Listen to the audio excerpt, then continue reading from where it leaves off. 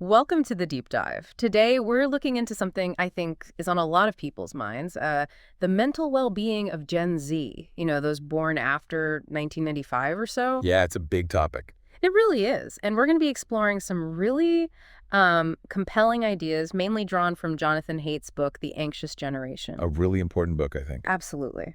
So our mission today is to kind of pull out the key insights from his work, try and understand why we might be seeing these increases in anxiety and depression in young people, and maybe touch on some potential ways forward. Right.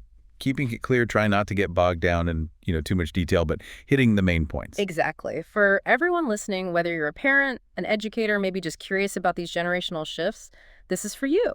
And Haidt really focuses on two big narratives, two kind of major plot lines that he argues have fundamentally rewired childhood. Okay, what are those? Well, first, there's the massive, almost radical change brought by digital technology. We all feel that, right? And second, there's this other trend, often really well-intentioned, towards overprotecting kids in the physical world, shielding them from risk. Interesting. So maybe preventing them from having certain experiences. Potentially, yeah. Yeah. Leading to maybe some unintended negative effects. So we need to dig into both of those. Okay, let's do that. Where should we start? Maybe with the evidence, the mental health data itself. Yeah, that makes sense. Yeah. Because Haidt really grounds his argument there. He shows this graph, figure 1.1 in the book, Right. looking at major depressive episodes among U.S. teenagers. And what just leaps out is this really sharp upward turn starting bang, right around the early 2010s. It's that hockey stick shape you hear about. Exactly. It's not a slow, gradual climb. Okay. It's sudden. It's significant. That's the key thing for listeners to grasp the timing of it. And it wasn't just one group, right? It hit broadly. That's right. The data shows it happening across different races, different social classes. Now, girls saw a bigger absolute increase in depression rates. But the relative increase, the percentage jump from the baseline around 2010, was actually pretty similar for both boys and girls, around 150% increase. Wow, 150%. That's huge. It's dramatic, and it affects both young men and young women significantly. And it's really important to stress this spike mostly happened before COVID-19 hit. Absolutely crucial point. The pandemic definitely added pressure, no doubt, but this trend was well underway years before 2020. Which leads right to Haidt's central question. What on earth happened in the early 2010s? What could have caused such a widespread and sudden downturn? Exactly the question. So let's tackle that first big storyline, technology, what Haidt calls the Great Rewiring. The Great Rewiring. Okay. Because those years, roughly 2009 to 2012, seem pivotal. You had this convergence of several really powerful tech changes happening almost simultaneously. Like what? Well, first, high-speed broadband internet had been spreading through the 2000s, becoming much more common. Right, setting the stage. Then, the iPhone launched in 2007. That was the game changer, really bringing the internet into our pockets, making it mobile and constant. Yeah, that changed everything. And then, right around 2009, you get the arrival of what Haidt terms hyper-viralized social media. Hyper-viralized. What does that mean exactly? How is it different? Well, think about the introduction of the like button on Facebook and the retweet button on Twitter, both around 2009. Ah, okay, those little buttons. Seemingly small, right? Ah. But they fundamentally changed the dynamic. Before that, social media was mostly about keeping up with friends you already knew. It didn't have these instant public performance metrics built in. So it became less about just connecting and more about performing, getting likes. Exactly. It introduced this constant feedback loop, this public evaluation. Less private chat, more public broadcast in comparison. That's a key insight, the shift in how people interacted online. Right. Performing for an audience, even if it's just your friends. Okay, so that was one wave. But wasn't there another tech shift around then too, more visual? Absolutely. That came just slightly later, and it seems to have had a particularly strong impact on girls. Yeah. We're talking about the rise of image-based social media. Okay. This was really driven by two things. Oh. First, smartphones started getting front-facing cameras. The iPhone 4 in June 2010 was a big one. Samsung followed. Suddenly, taking selfies was easy. The selfie camera, yeah. Seems obvious now, but that was huge. It really was. And then Instagram launched, initially just for smartphones, and it exploded. Facebook bought it in 2012, which just amplified its reach massively. And Instagram was all about the visuals, the curated image. Precisely. It fostered this culture of sharing highly polished, often idealized images of yourself in your life. So by 2012, you have Many teens, especially girls, feeling this intense pressure. Everyone's getting a smartphone, everyone's seemingly on Instagram. And everyone else looks like you're having a perfect life online. Exactly.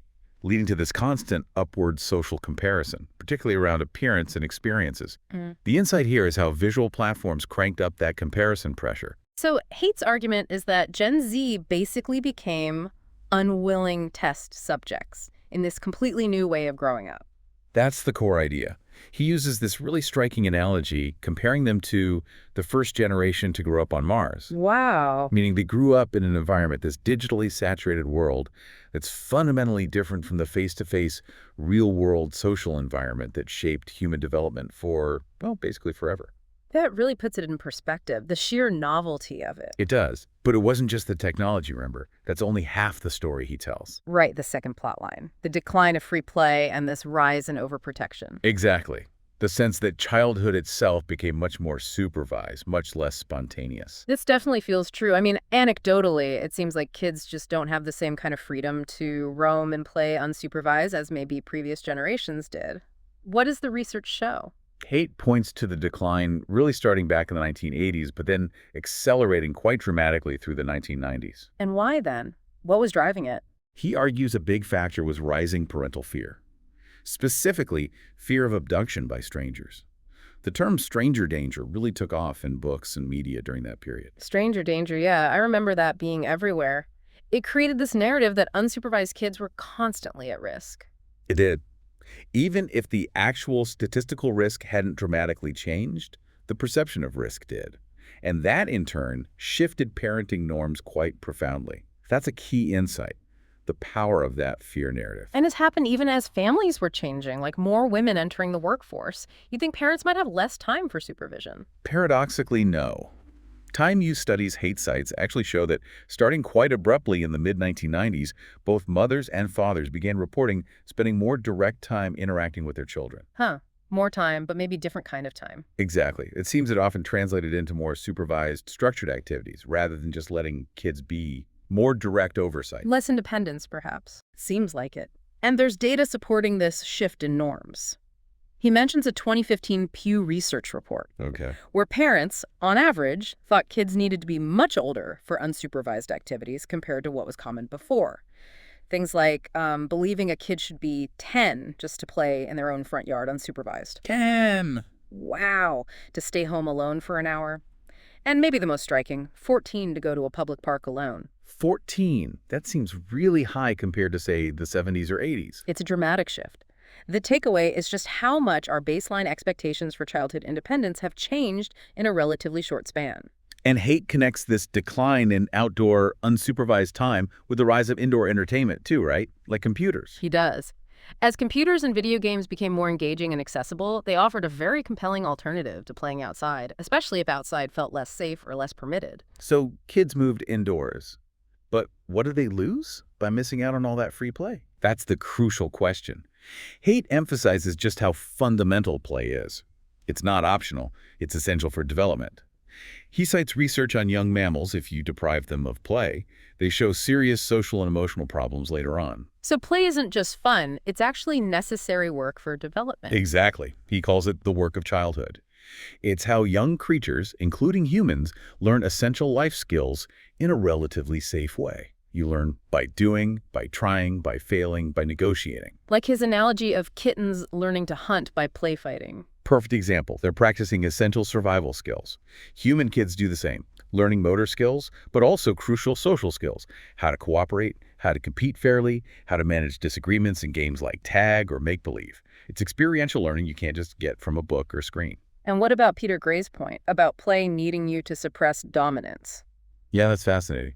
Gray argues that to play successfully, especially social play, kids have to learn to dial back their urge to dominate. They have to cooperate, take turns, compromise, otherwise the game falls apart. So play actually teaches cooperation and social intelligence. Directly, it builds the foundation for navigating complex social relationships later on. And Haidt contrasts this deeply embodied, real-time, synchronous nature of play. With online interactions. Right, which are often disembodied, asynchronous, You post something, wait for a response, and often one-to-many, like posting to a feed. It's a very different kind of interaction. He uses that analogy of experience blockers, doesn't he? Like giving babies videos about walking instead of letting them actually try to walk. Exactly. It's a powerful image. Are we replacing essential real-world practice with passive digital consumption? That's the worry. Passive viewing versus active doing. And it relates to those serve and return interactions, too. Yes, that back and forth like a rally in tennis. It's fundamental for learning social timing, reading cues, attuning to another person in real time. Which social media often doesn't allow for, being asynchronous. Right, you miss the nuances, the immediate feedback, the nonverbal stuff. So even if you're connected online all the time, you might be missing out on developing those deep skills for face-to-face interaction, leading, ironically, to feeling less socially adept and potentially more isolated. So putting it together, big tech changes pulling kids online, plus less opportunity or permission for real-world play, it creates a really different learning environment for Gen Z. Hugely different. And Haidt brings in these ideas about how humans learn culture concepts like conformist bias and prestige bias from Joe Hendrick's work. Okay, what are those? Basically, conformist bias is our tendency to copy what most people around us are doing. It's usually a good shortcut to learning social norms. Prestige bias is our tendency to imitate people who seem successful or high status. Makes sense. We learn by watching and copying, especially those we admire or who seem to know what they're doing. These are deep-seated, evolved learning strategies. But Haidt argues social media platforms can kind of hijack them. Yes. Well, instead of learning primarily from your family, your local community, your peers in the playground, your attention gets pulled towards online influencers, celebrities, trends dictated by algorithms designed purely for engagement. So the local culture gets drowned out by this global, often commercialized online culture. That's the concern. And kids are also plunged into all sorts of adult topics and content online without the usual sequencing or context they'd get in the real world.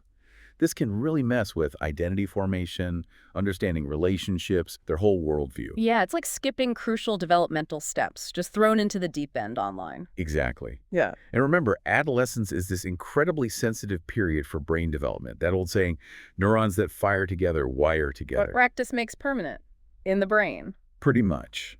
So if adolescents are spending hours and hours daily doing specific things online, constantly comparing, seeking validation, dealing with online conflict, those neural pathways get strengthened, potentially shaping their brains long term. The habits of youth can become hardwired. And this links to stress too, right? You mentioned Lawrence Steinberg's work on the inverted U. Yes. The idea is that a little bit of manageable acute stress, like figuring out a playground squabble or tackling a hard homework problem, is actually good for you. It builds resilience, coping skills. The beneficial stress zone. Right. But too much stress or chronic, unrelenting stress is bad. It's detrimental to mental and physical health. And the worry is that the online world, combined with maybe fewer real-world coping skills learned through play, pushes kids into that harmful, chronic stress zone. That's a major concern. Constant comparison, fear of missing out, online harassment. It can be a relentless barrage without the off switch and maybe without the skills learned through real-world practice to handle it effectively. It feels like they miss the small bumps that build resilience and instead hit these huge, overwhelming digital waves. That's a good way to put it. And it also connects, Haidt suggests, to a loss of something else, traditional rites of passage. Rites of passage, like coming-of-age ceremony. Exactly. Historically, many cultures had clear rituals marking the transition from childhood to adulthood. Think Arnold van Gennep's phases. Yeah. Separation, transition, reincorporation. Okay. These rituals provided structure, guidance, social recognition. They helped adolescents understand their new roles and responsibilities as adults. They gave a map. But we don't really have many of those clear markers anymore in, say, Western societies. Largely, no. And Haidt argues the digital world has blurred the lines even further. It's less clear when you become an adult what that even means. This lack of clarity can contribute to feeling lost, aimless, stuck. A kind of prolonged adolescence, maybe, without a clear path forward. That's the idea, which brings us to Haidt's framework of the 4 foundational harms he sees resulting from this phone-based childhood. Okay, the 4 harms. This sounds like the core of the impact. What's the first one? First is social deprivation. Even though kids might be constantly connected online, those connections often lack the depth and richness of face-to-face relationships. So quantity over quality. In a way, yes. They might be missing out on practicing crucial skills like reading nonverbal cues, managing conflict constructively in person, real-time empathy. And he has data on this, showing increased loneliness despite connectivity. Yeah, he points to figures showing high school seniors reporting fewer close friends and feeling more lonely, ironically, during the period when smartphone use exploded. So, more connection, but maybe less real connection. That's quite the paradox. Okay, what's the second harm? Sleep deprivation. This one's pretty straightforward. I think many parents see it. Smartphones in the bedroom, endless scrolling, FOMO. It pushes bedtimes later and eats into crucial sleep time. And teens need more sleep than adults, right? They do, typically 8 to 9 hours. The data he shows indicates a significant rise in teen sleep deprivation after 2012 or 2013. And lack of sleep messes with everything: mood, attention, learning, physical health. Right, it's foundational. Okay, harm number 3. Attention fragmentation. The constant pings, notifications, the lure of the device. It makes sustained focus incredibly difficult. Like trying to read a book with someone constantly tapping you on the shoulder. Exactly. It leads to that feeling William James described: confused, dazed, scatterbrained. And Haidt points out, app developers know this. They deliberately use techniques like variable ratio reinforcement. Like slot machines. Precisely. Unpredictable rewards that keep you checking, keep you hooked, constantly fragmenting your attention away from other things like schoolwork or just quiet reflection. It trains the brain for distraction. That's worrying. Okay, and the fourth harm. Addiction. This flows directly from the last point. These apps are designed, using behavioral psychology, to trigger dopamine release, creating cravings. So it's not just a bad habit, it can be a genuine addiction. For some, yes. He discusses withdrawal symptoms, anxiety, irritability, trouble sleeping, feeling low when usage is cut back. Similar to gambling addiction. He shares that story of Alexis. Oh yeah, the girl who went to great lengths to get around parental controls for Instagram. Exactly. It shows the powerful pull these platforms can have, overriding other considerations. It highlights the addictive potential. So social deprivation, sleep deprivation, attention fragmentation, and addiction. That's a pretty heavy list. It is.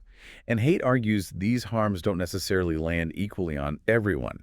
He discusses differences between girls and boys. Right. He suggests girls have been hit harder, especially by social media. Why is that? The reasoning is that online platforms, particularly visual ones like Instagram, tend to amplify pressures around appearance and social comparison, which often weigh more heavily on girls due to existing societal pressures. Oh, okay. That makes sense. And the data reflects this.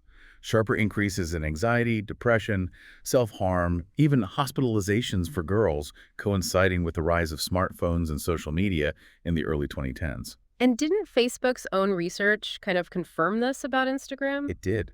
The leaked internal documents showed they were aware that Instagram made body image issues worse for a significant number of teen girls, and users themselves linked it to increased anxiety and depression. Wow.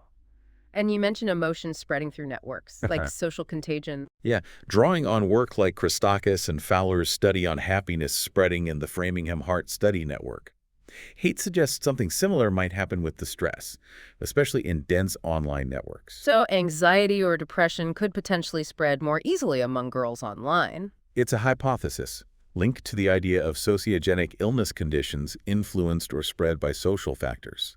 He mentions research on anxiety presenting with physical symptoms, which might be more common among girls under social stress.